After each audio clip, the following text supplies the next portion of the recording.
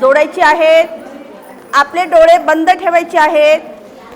हे पुरुषोत्तम, मी मनापासून निष्ठा ठेवते तथागतावर, ज्यांचा प्रकाश आहे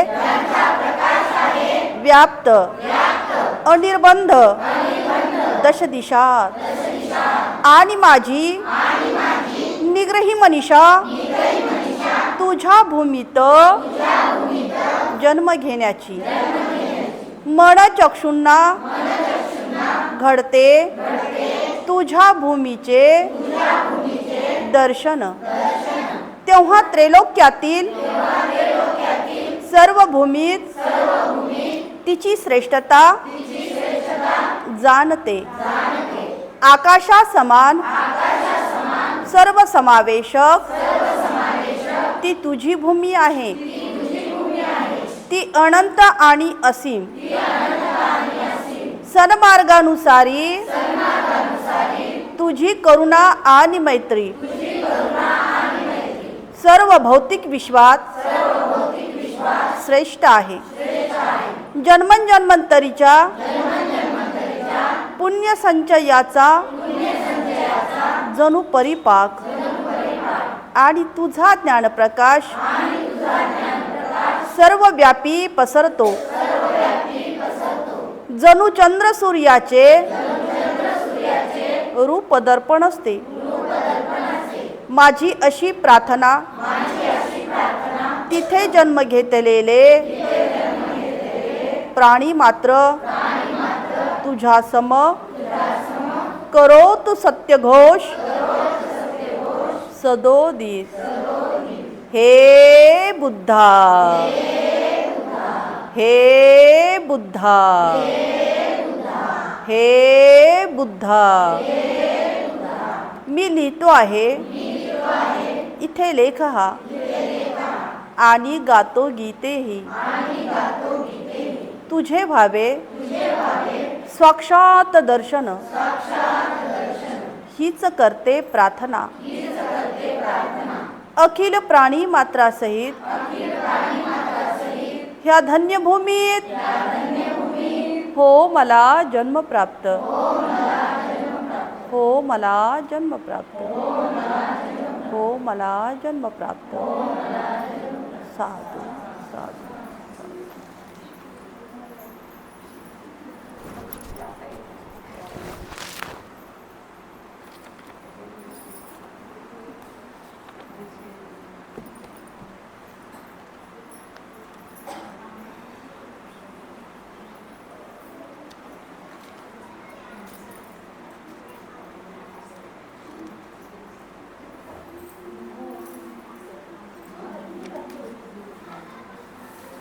भगवान बुद्ध आणि त्यांचा धम्म या ग्रंथाचं या ठिकाणी पठण होत असताना आपण या ठिकाणी पाहत आहोत की बुद्ध आणि त्यांचे समकालीन पाहत असताना आपण बुद्धाचे या ठिकाणी समकालीन पाहिलेले आहेत. तद्वतच या ठिकाणी आपण पाहिलेलं आहे की उपनिषदे आणि त्यांची शिकवण पाहिलेली आहे. तद्वतच आपण या ठिकाणी पाहिलेलं आहे की ब्राह्मणे आणि उपनिषदे सुद्धा आपण या अगोदरच्या भागामध्ये पाहिलेलं आहे. आणि मग बुद्ध आणि त्यांचे समकालीन पाहत असताना ज्या काळामध्ये बुद्धाने परिव्रजा घेतली होती त्या काळात देशात फार अशी मोठी वैदिक खळबळ माजली होती.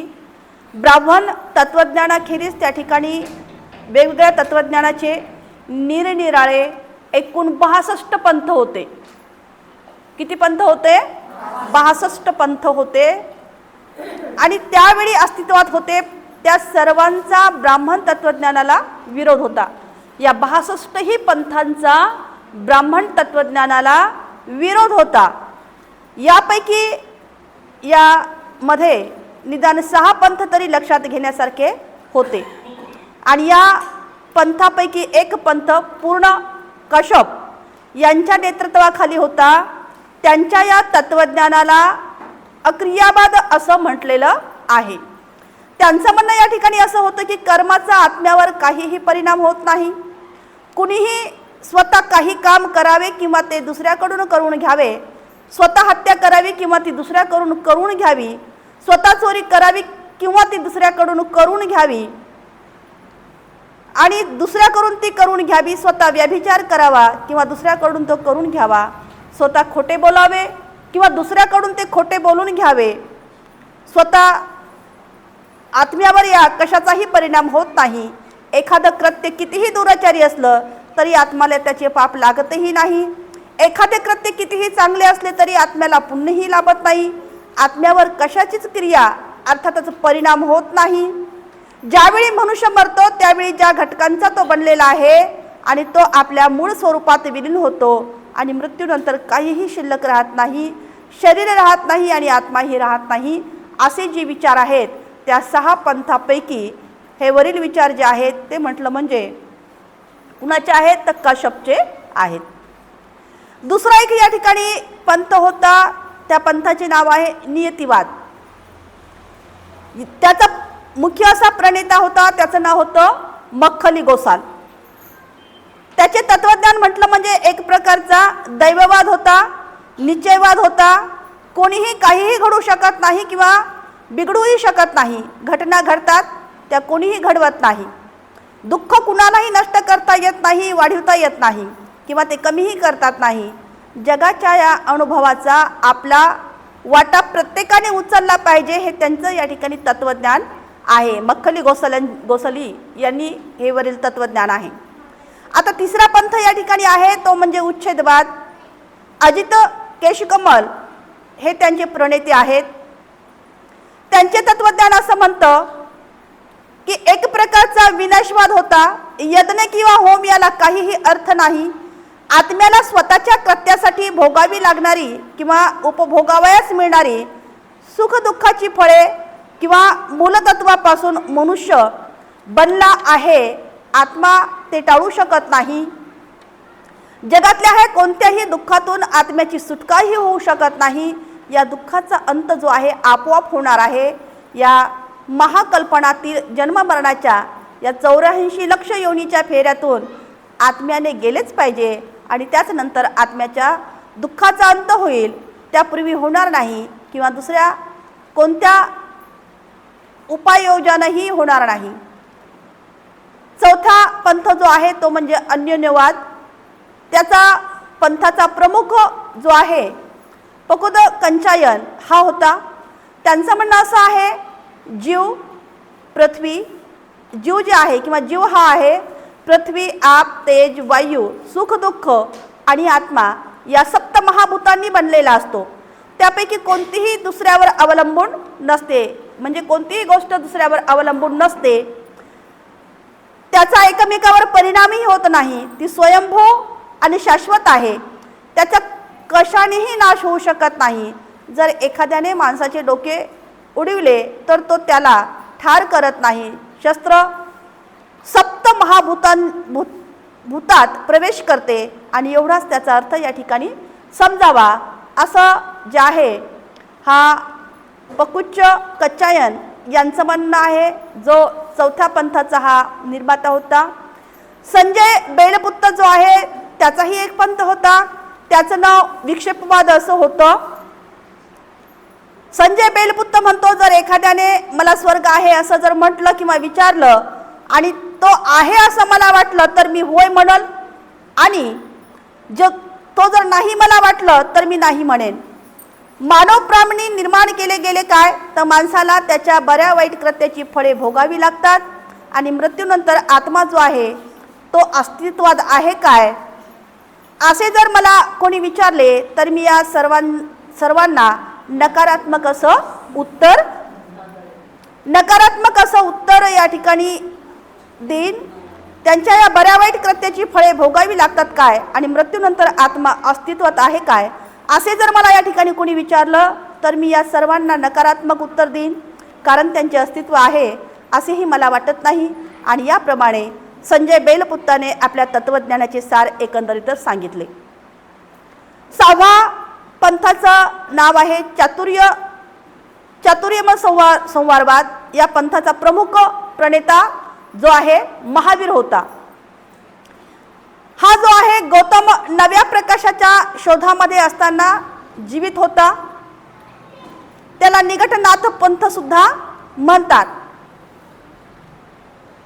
महावीराने असे सांगितले आहे की पूर्वजन्मी आणि या जन्मीच्या दुष्कर्मामुळे आत्म्याला पुनर्जन्म घ्यावा लागतो आणि म्हणून माणसाने तपश्चर्येने दुष्कर्मातीत व्हावे असे त्याने या ठिकाणी सुचवले आहे.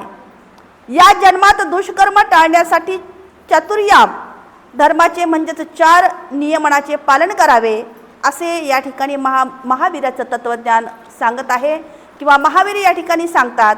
ते या ठिकाणी त्यांनी या ठिकाणी 4 नियमनं सांगितलेली आहेत.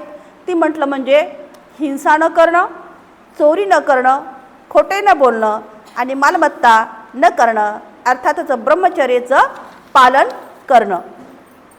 या समकालीनाविषयी बुद्धांची वृत्ती जी होती, नव्या तत्वज्ञानाची शिकवण बुद्धांनी या ठिकाणी स्वीकारली नाही. त्यांच्या या शिकवणुकीतील त्यांनी दिलेले अमान्य आकरण नव्हती आणि तो म्हणतो पूर्ण काश्यप किंवा पकुत्त कच्चायन यांचं जर तत्वज्ञान खरं मानलं तर कोणीही वाटेल ती वाईट गोष्ट करू शकेल किंवा कोणताही उपद्रव देऊ शकेल. एखादा मनुष्य कोणतीही सामाजिक जबाबदारी न स्वीकारता किंवा सामाजिक परिणाम न भोगता दुसऱ्याची हत्या करण्या इतकी मजल या ठिकाणी तो मारू शकेल. जर मख्खाली गोसाल यांचं तत्वज्ञान जर मानलं तर मनुष्य दैवाचा गुलाम होईल आणि तो स्वतःला मुक्त करू शकणार नाही. आणि संजय बेलपुत्ताचं जर तत्वज्ञान खरं मानलं तर माणसाला भटक्याचे जीवन जगावे लागेल आणि त्याला जीवनाचे निश्चित तत्वज्ञान असणारच नाही. आता निघटनाथ पंथ जे आहेत अर्थातच महावीर जे आहेत यांचं जर तत्वज्ञान खरं मानलं तर माणसाला आपले जीवन जे आहे संन्यास व तपश्चर्या यांनाच व्हावे लागेल आणि मग त्यांच्या या सगळ्या सहज प्रवृत्तीत व कामना यांचा बिमोड होऊन त्याला संपूर्ण दास्यच पत्करावे लागेल आणि याप्रमाणे या तत्वज्ञानांनी सुचवलेल्या कोणत्याही जीवनमार्ग बुद्धाला पटला नाही. किती जणांचे तत्वज्ञान पाहिलं आपण वरील? आता 6 जणांचे तत्वज्ञान पाहिलेले आहे आणि हे 6 जणांचेही तत्वज्ञान बुद्धाला पटलेलं नाही. हताश आणि असहाय्य आणि अविचारी माणसाचे हे विचार आहेत असेच त्यांना या ठिकाणी वाटले आणि म्हणून या बाबतीत अन्यत्र प्रकाशाचा शोध घेण्याचं त्यांनी या ठिकाणी ठरवलं. बुद्धाने मग नेमकं काय ताज्य ठरवलेलं आहे? तात्विक आणि धार्मिक विचार सरणीच्या या अवलोकनावरून असं दिसतं की बुद्धाने ज्यावेळी आपल्या शासनाचा पाया रचला त्यावेळी काही रूढ कल्पना सुद्धा होत्या आणि या कल्पनांनी सुद्धा लोकांच्या मनाची घट्ट अशी पकड घेतली होती की त्या कल्पना अशा होत्या, म्हणजे त्यावेळेस जे आहे जुनाट काही अशा कल्पना होत्या की त्या एकाएकी लोकांच्या सुटत नव्हत्या, अशी त्यांच्या मनावर पकड अशी गच्च बसलेली होती. ते म्हणजे वेद प्राण्यावर त्या ठिकाणी लोकांचा विश्वास होता, म्हणजे वेदवाक्य जे आहेत पूर्वी त्याच्यावर लोकांचा काय होता? विश्वास होता. आत्म्याची मुक्ती किंवा मोक्ष म्हणजे त्याच्या पुनर्जन्माचा अंत यावर सुद्धा लोकांचा विश्वास होता. मोक्ष प्राप्तीची साधने या दृष्टीने धार्मिक विधी समारंभ व यज्ञ करणं यावर सुद्धा लोकांचा विश्वास होता. समाज संघटनेसाठी चातुर्यवर्ण जी काही व्यवस्था आपण या अगोदर पाहिलेली आहे या चातुर्यवर्ण व्यवस्थेच्या आदर्शावर सुद्धा लोकांचा विश्वास होता. या निश्चयाचा निर्माता म्हणून ईश्वर आणि विश्वाचे मूलाधार तत्व म्हणून ब्रह्मावर सुद्धा लोकांचा विश्वास होता. आत्म्यावर विश्वास होता. संसार किंवा आत्म्याचा पुनर्जन्म यावर सुद्धा विश्वास होता. कर्म म्हणजेच माणसाच्या पूर्वजन्मीच्या कृत्यामुळे त्याच्या या जन्मीचे स्थान निश्चित होते या तत्वावर सुद्धा लोकांचा विश्वास होता. आणि आपल्या या शासनाची तत्वे ठरवताना बुद्धाने आपल्या पद्धतीने या जुनाट कल्पनांचा काय केलेला आहे? समाचार घेतलेला आहे. ज्या जुनाट पद्धती होत्या, ज्या जुनाट कल्पना होत्या वरील याचा समाचार घेत असताना पुढील कल्पना त्यांनी या ठिकाणी ताज्य ठरवल्या की मी कोण आहे, कोठून आलो, कोठे जाणार याविषयी कल्पना करीत बसण्याच्या वृत्तीचा त्याने या ठिकाणी धिक्कार केला. आत्म्याचे जे काही थोटांड त्याने धुडकावून लावले आणि शरीर संवेदना चेतना विज्ञान यापैकी कशालाही आत्मा माननाच्या कल्पनेचा त्याने त्यागच केला. काही धर्मगुरूंनी त्यांचा प्रसार केला होता अशी शून्यवादी मते त्यांनी ताज्य ठरवली, म्हणजे ती धुडकावून लावली. पाखंडी मताचा त्याने धिक्कार केला. विश्वाच्या विकासाचा प्रारंभ काळ सांगता येतो हे म्हणणे त्यांनी अमान्य केले. देवाने माणसाला निर्माण केले किंवा ब्रह्म नावाच्या कोण्या एकाच्या शरीरातून त्याचा जन्म झाला हे म्हणणे त्याने या ठिकाणी ताज्य ठरवले, अर्थातच ते अमान्य केले. आत्म्याच्या अस्तित्वाकडे त्याने दुर्लक्ष तरी केले किंवा ते त्या ठिकाणी त्यांनी नाकारले. मग बुद्धाने नेमके या ठिकाणी कोणते बदल केलेले आहेत? कार्यकारण भावाचा अत्यंत महत्त्वाचा नियम आणि त्याचे उपसिद्धांत त्यांनी मान्य केले. जे कार्यकारण भाव आहे आणि या कार्यकारण भावाचा सिद्धांत त्यांनी या ठिकाणी मान्य केलेला आहे. जीवनाचा दैववादी दृष्टिकोन आणि मनुष्य व जग याचे भवितव्य दैवानेच पूर्वनियोजित केले आहे हा तितकाच मूर्खपणाचा दृष्टिकोन हे दोन्हीही त्याने या ठिकाणी ताज्य ठरवले. एखाद्या पूर्वजन्मी केलेल्या कृत्यात दुःख निर्माण करण्याचे आणि या जन्मात कृत्य परिणामशून्य करण्याचे सामर्थ्य आहे हे म्हणणे त्यांनी या ठिकाणी अमान्य केले. कर्माचा दैवीवादी दृष्टिकोन त्याने या ठिकाणी धिक्कारला किंवा नाकारला. कर्माच्या या दृष्टिकोनाच्या ऐवजी त्याने अधिक शास्त्रीय दृष्टिकोन स्वीकारला. अर्थातच जुन्याच बाटलीत त्याने नवी दारू ओतली. आत्म्याच्या या फेरा संसार या तत्वाच्या जागी त्याने पुनर्जन्माच्या सिद्धांताला स्थान दिले. आत्म्याची मुक्ती किंवा मोक्ष या तत्वाऐवजी त्याने निब्बाण अर्थातच निर्वाण उच्च असे तत्व त्याने स्वीकारले. याप्रमाणे बुद्ध शासन हे संपूर्ण नव्या विचारांनी भरले आहे. त्यात जे काही थोडेसे जुने आहे त्यामध्ये फेरबदल करून किंवा निराळ्या दृष्टिकोनातून मांडलेले आहे असे आहे. मग बुद्धांनी नेमकं काय स्वीकारलेलं आहे? बुद्धाच्या शिकवणुकीचे नेमकं काय वैशिष्ट्य आहेत? बुद्धांनी आम्हाला काय या ठिकाणी सांगितलेलं आहे किंवा बुद्धांनी काय शिकवलेलं आहे? बुद्धाच्या धम्माचं वैशिष्ट्य नेमकं काय आहे?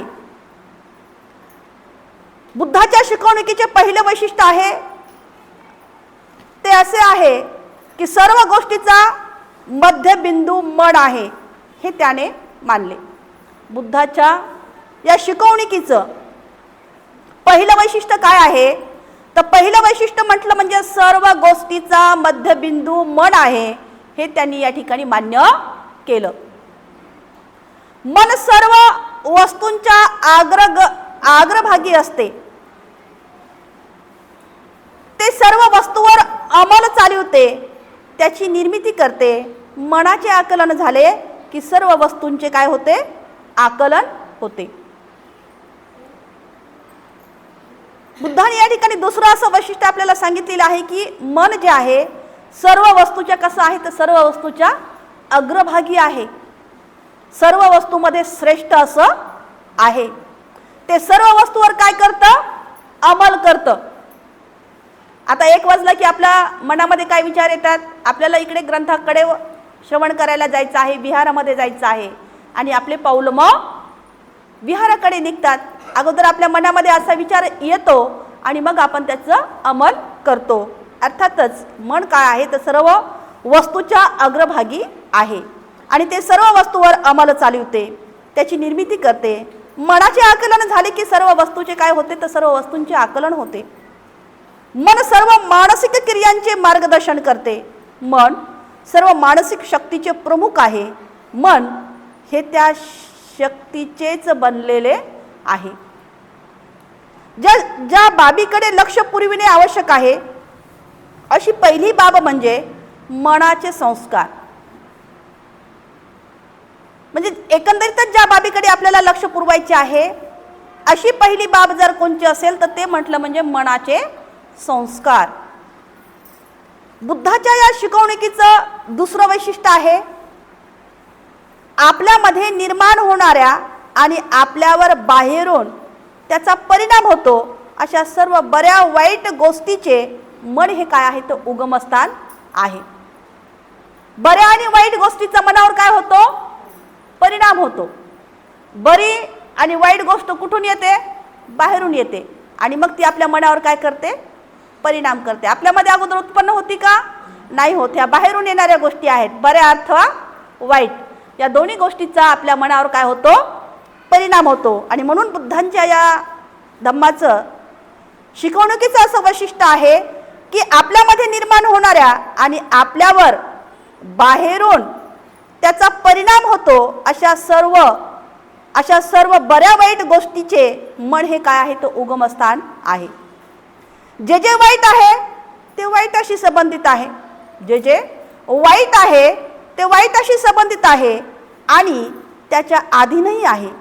ते मनातूनच उत्पन्न होते.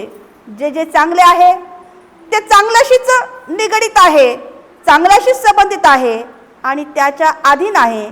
ते सर्व कुठून उत्पन्न होतं तर मनातूनच उत्पन्न होतं. ज्याप्रमाणे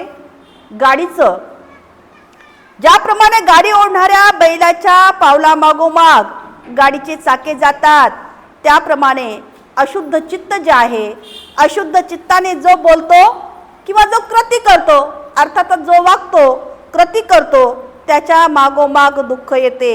आणि म्हणून चित्तशुद्धी हे धर्माचे सार आहे. काय आहे? धर्माचे सार काय सांगितलेलं आहे? धर्म दुसरा तिसरा काही आहे का? नाही. तर चित्ताला शुद्ध ठेवणं, चित्तशुद्धी हे धम्माचं काय आहे तर सार आहे. बुद्धाच्या या शिकवणुकीचे तिसरं असं वैशिष्ट्य आहे की पाप कृत्य टाळणे हे होय. त्याच्या या शिकवणुकीचे चौथं वैशिष्ट्य असं आहे की खरा धम्म जो आहे हा धर्मग्रंथात नसून, खरा धम्म जो आहे किंवा खरा धर्म जो आहे तो धर्मग्रंथात नसून धर्मतत्वाचे पालन करण्यात आहे. आता हा ग्रंथ खूप छान आहे, परंतु खरा धम्म मग कशामध्ये आहे? ग्रंथामध्ये एक तरी ओळ आहे का अशी की जी आपल्याला वेगळं काही सांगते?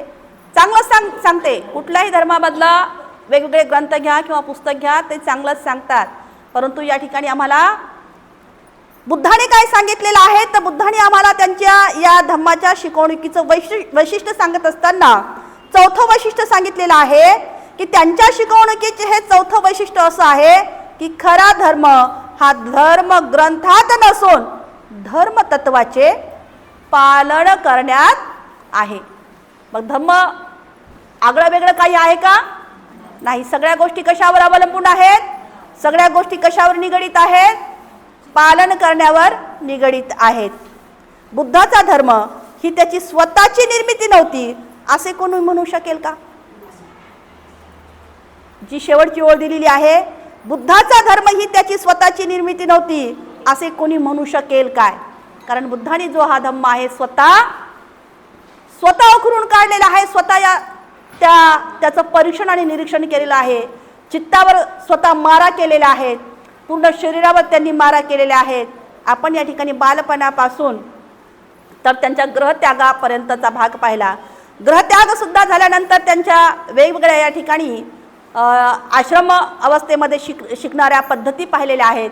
तद्वतच आपण या ठिकाणी वैराग्याची कसोटी सुद्धा पाहिलेली आहे आणि या वैराग्याच्या कसोटीमध्ये सुद्धा त्यांना काहीही आढळून आलेलं नाही. आणि पुनश्च त्यांनी या ठिकाणी सुजाताचं जे दान आहे ते खिरीचं दान अन्न ग्रहण केल्यानंतर एक नवीन ऊर्जा त्यांच्या शरीराला लाभली आणि पुनश्च त्यांनी या ठिकाणी साधनेमध्ये लीन झालेले आहेत आणि नवा धम्म, नवा प्रकाशाच्या शोधाकडे त्यांचं चित्त त्यांनी एकाग्र केलेलं आहे. आणि म्हणून या ठिकाणी बुद्धाच्या धम्माचं वैशिष्ट्य नेमकं काय आहे, तर केवळ हे 4-5च मुद्दे आपल्याला लक्षात ठेवायचे आहेत.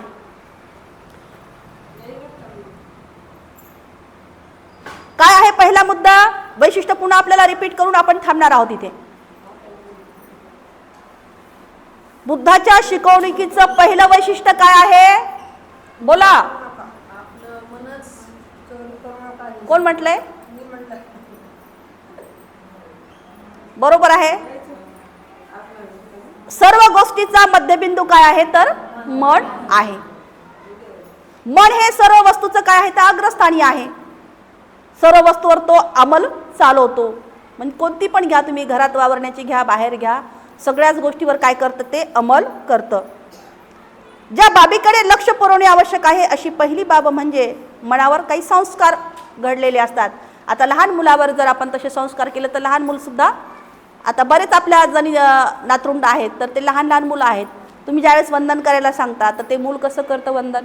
ताबडतोब करतं ना, कारण त्याच्या मनावर तुम्ही काय केलेले आहेत, संस्कार केलेले आहेत. आणि म्हणून मनावर बिंबलेले, मनावर झालेले संस्कार हे अतिशय महत्त्वाचे आहेत. तदतच तिसरं एक वैशिष्ट्य होतं. काय होतं ते? बोला. मनावर कशाचा परिणाम होतो? बरोबर आहे, बऱ्या आणि वाईट गोष्टीचा परिणाम होतो. अच्छा, बऱ्या आणि वाईट गोष्टी कुठून येतात? हो, बाहेरून येतात. मग आपण आपल्या मनावर किती परिणाम होतात त्याचा? पुढे. आणि म्हणूनच बुद्धाने त्यांच्या या धम्माचं वैशिष्ट्य हेच सांगितलेलं आहे की मनावर परिणाम जो आहे कुठून होतो, तो बाहेरूनच होतो. बऱ्या पण गोष्टीचा परिणाम होतो आणि वाईटही गोष्टीचा परिणाम होतो. तर सगळ्या गोष्टीचं केंद्रबिंदू जो आहे तो म्हटलं म्हणजे मनच आहे. आणि अशा पुढे तर याचं आणखी विश्लेषण येणारच आहे. तर अर्थातच या ठिकाणी आपल्याला बऱ्या आणि वाईट गोष्टीचा जो परिणाम आहे आपल्या मनावर होऊ द्यायचा नाही, पुढे पुढे येणारच आहे आपल्याला. अर्थातच या ठिकाणी बुद्धाच्या या शिकवणुकीचं जे वैशिष्ट्य पुन्हा एक आहे राहिलेलं, बोला, हे घेऊन जायचं आहे आपल्याला सोबत.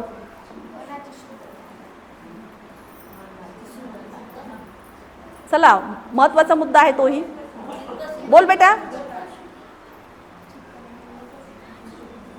काय होतं, काय टाळायचं सांगितलेलं आहे, टाळायचं काय सांगितलेलं आहे वैशिष्ट्यामध्ये? पापकृत्य टाळायची सांगितलेली आहेत. काय टाळायचं सांगितलेले आहेत? पापकृत्य टाळायची सांगितलेली आहेत. कारण काय होतं, काय उदाहरण दिलेलं आहे? ज्या पद्धतीने बैलाची गाडी आहे, गाडी जी आहे, जशी गाडी चालते, बैल जसे चालतात त्याच्या मागोमाग काय चालतं, चाकं चालतात. आणि चाकं चालत असताना ते चाक एखाद्या वेळेस चिखलानं भरलेलं असेल, किचडनं भरलेलं असेल, ते त्याच्या सोबतच चालल्या जातं. तसंच मानवाचं सुद्धा आहे. मानवसुद्धा चालताना त्याचं चित्त जे आहे, त्याचं मन जे आहे, असं शेणानं, चिखलानं, किचडनं भरू द्यायचं नाही, तर कसं ठेवायचं आहे, ते शुद्ध ठेवायचं आहे. आणि म्हणून या ठिकाणी खरा जो धम्म आहे, हे आपण कितीही वाचलं, हे सगळं किती जरी वाचलं किंवा किती जरी ग्रंथ वाचले, किती जरी मिलिंद प्रश्न असो, खूप खूप वाचलं, तर खरा धम्म कशात आहे? अगदी बरोबर आहे. खरा धम्म या ठिकाणी बुद्धाच्या शिकवणुकीचं, बुद्धाच्या धम्माच्या शिकवणुकीचं वैशिष्ट्य जे आहे ते म्हटलं म्हणजे खरा धम्म हा धर्मग्रंथात नसून धर्मतत्वाचे पालन करण्यात आहे. धर्मतत्वाचे काय आहे, तर पालन करण्यात आहे. अर्थातच बुद्धाचा धम्म हा त्यांनी स्वतःची निर्मिती नव्हती असं कुणी म्हणू शकेल का?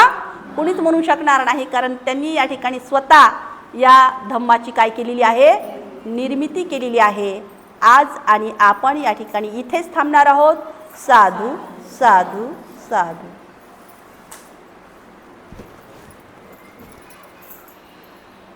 प्रतिज्ञा आपण करूया, जीवसृष्टी आहे असीम, ती भवसागर पार नेण्याची. प्रतिज्ञा आपण करूया, आहेत सत्य अनंत, ती पूर्ण आकलण्याची. प्रतिज्ञा आपण करूया, आपणात दोष संख्य, ते नष्ट करण्याची. प्रतिज्ञा आपण करूया, भगवान बुद्धांचा अतुल्य मार्ग, तो संपूर्ण साध्य करण्याची. प्रतिज्ञा आपण करूया, डॉक्टर बाबासाहेब आंबेडकर यांचा रथ पुढे पुढे नेण्याची. साधू साधू साधू.